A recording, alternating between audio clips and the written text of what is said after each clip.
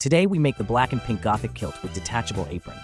To start manufacturing the kilt, we need some important items like fabric, thread, a sewing machine, scissors, pins, a measuring tape, ruler, leather straps, nylon straps, and rust-free hardware. In the first step, we select the fabric, which is black and pink. Then we cut the pink fabric to make the front apron. After that, we cut 3 small nylon straps and attach them with buttons on both corners of the front apron.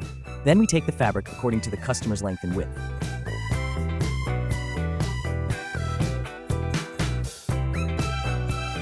After that, we make pleated panels.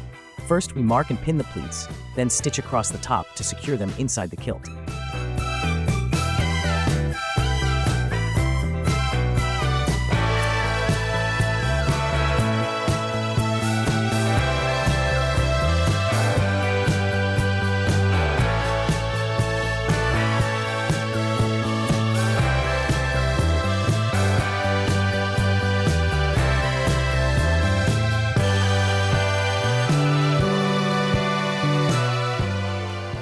The following step is to cut and attach pockets on both sides. We make the pocket flaps with buttons now and sew them on the pockets.